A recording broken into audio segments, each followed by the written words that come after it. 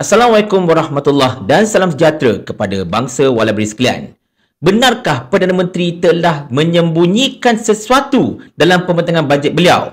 Ada benda yang ada dalam teks ucapan beliau tetapi beliau tak sebut ketika pembentangan bajet itu. Kenapa beliau nak suruh benda tu Kita intro dulu. La la la la la la la la. Cerita macam ni tuan-tuan dan puan-puan sekalian. Kita masih lagi hendak berbicara berkenaan dengan pembentangan bajet 2025 oleh Perdana Menteri yang juga merupakan Menteri Kewangan Datuk Seri Anwar Ibrahim pada Jumaat lepas 18 Oktober 2024, di mana pembentangan bajet itu memang mencuri perhatian kerana banyaknya cukai yang bakal diperkenalkan, subsidi petrol bakal ditarik dan macam-macam lagi.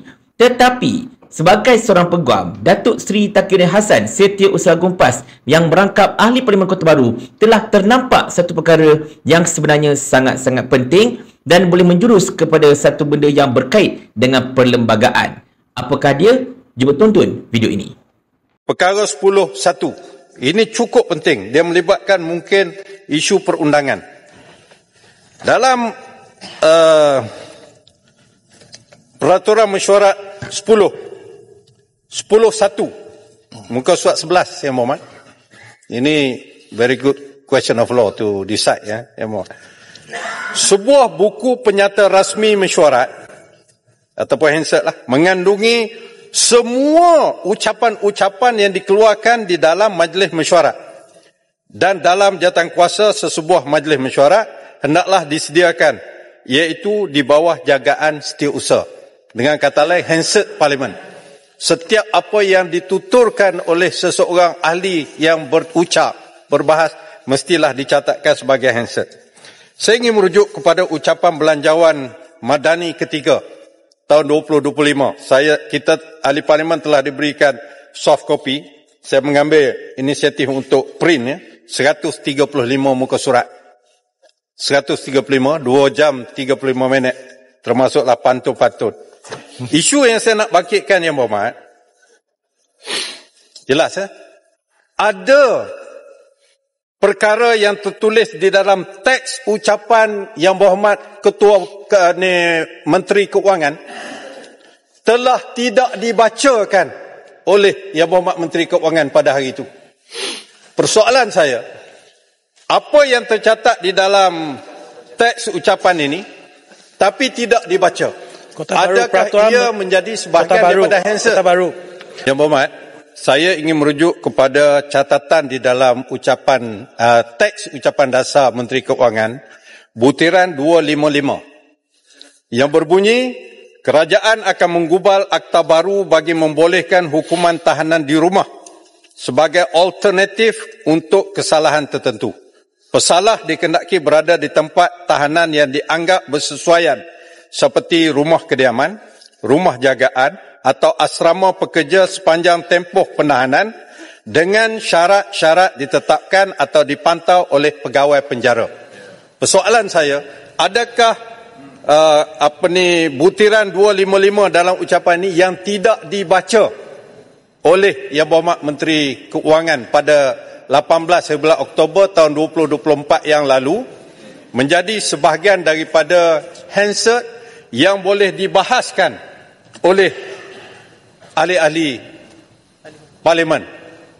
Kerana kalau sekiranya ini tidak dianggap sebahagian daripada handset, jawapannya mungkin akan diberikan ianya tidak pernah disebut di dalam perbahasan.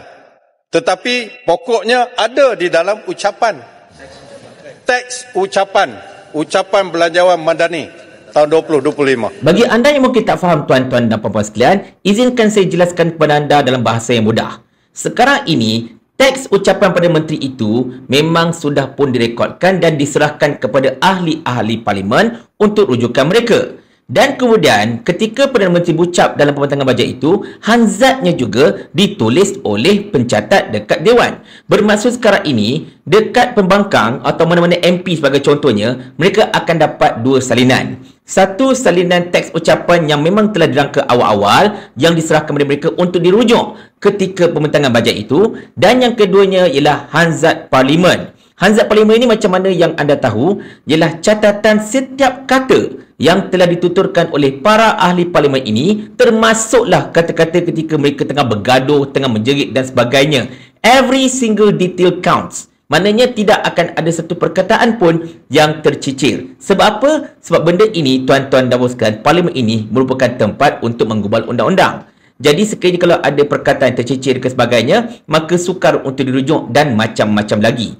Jadi secara asasnya, kalaulah Hansard itu keluar, bermaksud inilah perkataan yang telah dituturkan oleh satu-satu ahli parlimen itu pada masa itu. Dan tidak boleh disangkal lagi akan Hansard ini punya kesahihan. Boleh faham Jadi sekarang ini, Datuk Seri Taqiyuddin kata, sekarang ucapan Perdana Menteri ini, Hansard belah sini.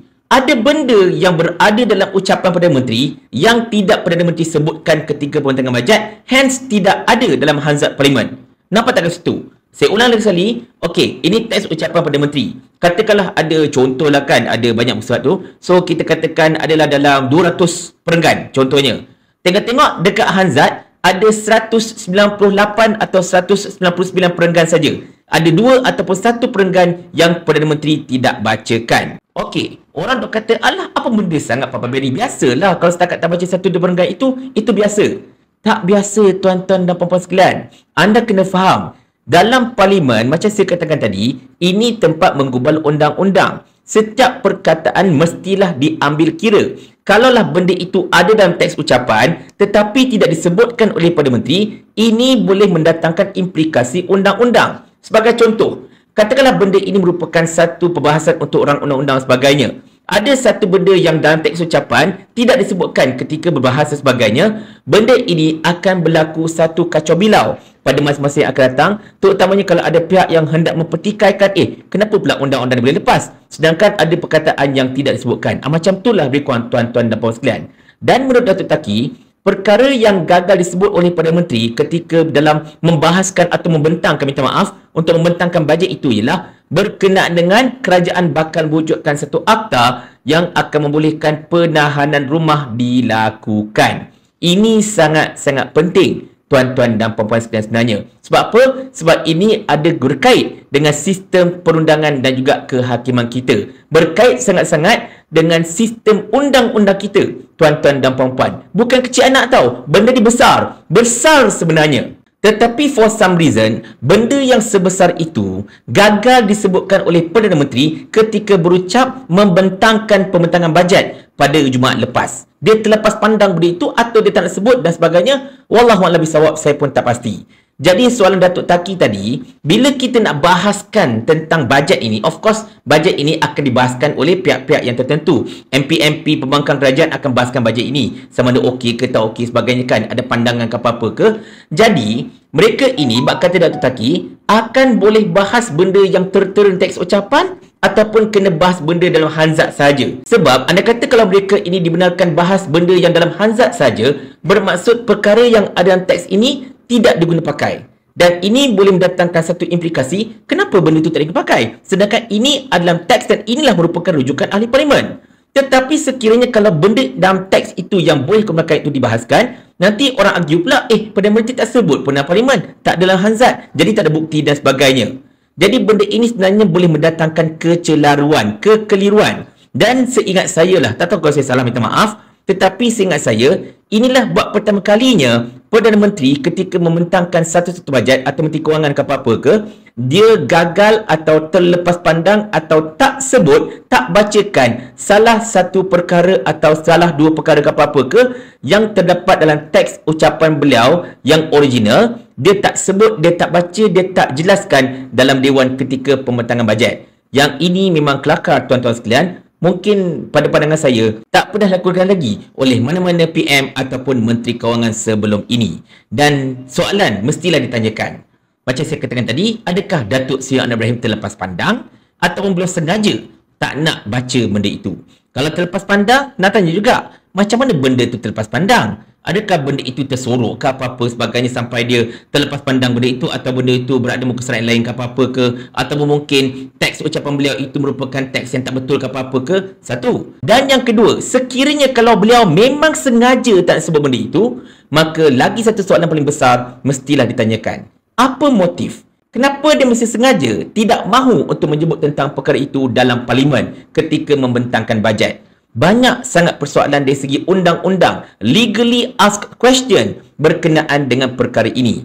Dan kebetulan lah macam saya katakan tadi, Datuk Taki merupakan lawyer, maka dia memang orang yang memang paling layak lah untuk bertanyakan soalan itu. Ini bukan kecil anak, tuan-tuan dan puan-puan sekalian. Kalau ada anak apa-apa kata benda kecil anak, saya cakap terus terang, tolong belajar lagi pasal parlimen, belajar lagi pasal penggubalan undang-undang. Dan kena ingat ya, apa-apa hal pun saya tak nak pada mereka kata, oh ini kerajaan kami, suka hati akulah kalau aku nak baca ke tak nak baca sebagainya kan. Sebab ni kerajaan aku. Sebab kalau Seni Hamzan pun berani cakap macam ni, dekat luar parlimen pula tu kan. Apatah lagi Perdana Menteri. Hei, macam-macam. Kerajaan ni kerajaan kami. Jadi ikut suka kami lah. Paling kurang aku ada formula. Ni kau ada menteri berlambat-lambat ni, satu formula pun tak ada. Otak letak dekat mana? Saya ulang. Sampai Abang Jamil mampus.